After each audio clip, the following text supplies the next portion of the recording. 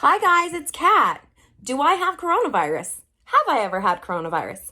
Those are the questions we're going to be answering today as we get my test results. So my last video I made you saw me going to the clinic and get 2 different blood tests for a science experiment.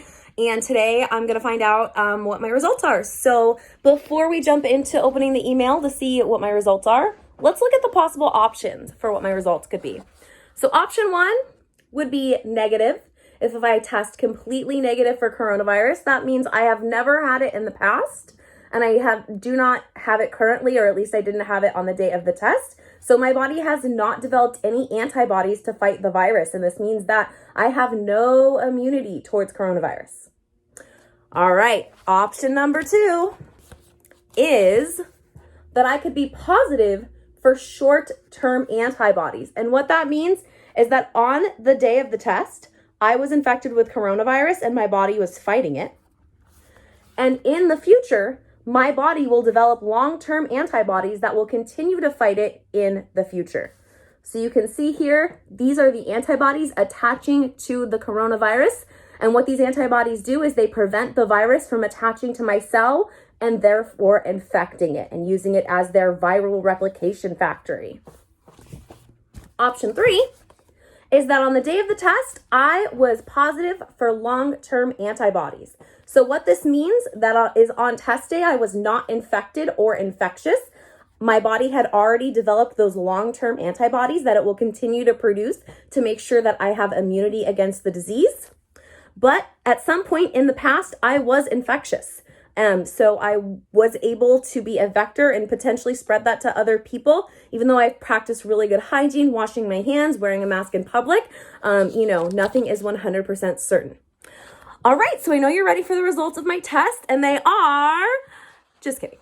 Let's look at what are some pros and cons of testing positive and negative. So testing negative, I've never had coronavirus. The pro of that, obviously, is that there's a 0% chance that I have been a vector or a spreader. I could not have spread it to somebody else because I've never had it. Also, I've avoided any potential long-term lung damage that might be in my body as a result of coronavirus. The sad thing about being negative is I could get it. I'm not immune. And my blood doesn't have those awesome antibodies in it that would be able to be extracted from my body and given to people in hospitals who are really sick right now to actually treat them and make them better. So if I'm positive, a great thing about that is that I can donate my blood to hospitals and they can put that blood into people who are sick in order to improve their chances of living. Actually, a lot. It helps quite a bit from the studies that I've read. I also am immune, so that means I can't get it again, so I don't have to worry about getting sick, even though I still will follow safety procedures because nothing, is 100%.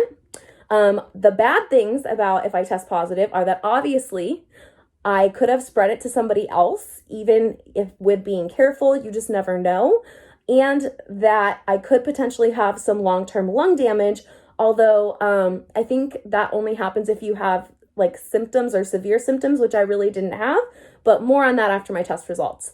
Okay, it's time to open the email. Let's do this. Okay, so now I've got my computer out, ready to get on my email and check out these results. So let's see what we find. I'm super nervous. Okay. Opening the file. Patient Catherine Chuko. Oh my gosh. Wow, this is really shocking. I actually have immunity to coronavirus. So my body has the long-term antibodies, which means that I'm not currently infected. I was not infected on the day of the test, but sometime in the past, I was infected with the novel coronavirus, SARS-CoV-2, which is the virus that causes the disease called COVID-19. So I'm really shocked. I didn't expect this. So you can see right here on my screen, there are 3 columns. The first column and the third column, the IgM antibodies and the IgA antibodies, those are the antibodies that show somebody is currently infected. Those are the short-term antibodies. So if I was infected on the day of the test, I would have tested positive for one of these. In the middle, these IgG antibodies, those are the long-term antibodies. So the fact that I have 2 out of these 4 IgG antibodies means that my body has developed immunity to the coronavirus. The nurse said that if you have even 1, that means that you've developed immunity. And then at the bottom, my results read, positive IgG antibodies to receptor binding domain, spike glycoprotein S2 is indicative of evidence of infection. So there you have it. Really shocking results. I did not expect that at all. Honestly, if I could have chosen, that's probably the result I would have gotten if I got to choose, because yeah, it's bad that I could have been a vector. I could have infected somebody else, but it's really good that now my blood is useful to help other people who are really sick to recover. So that's going to be my next step, and probably my next video, is to figure out how I can go about donating my blood plasma so that they can take the antibodies out of my blood. I wore my red blood cell shirt today, and put them into patients who are critically ill with COVID-19. And that's what I want you to post in the comments, is if you could choose right now to have test results that were either positive or negative, what would you choose and why? Put that in the comments down below. Okay, I will see you later. My next video, I will make a video for you when I am donating my blood plasma, hopefully. Stay well, stay safe, stay inside, and I will talk to you soon. Bye.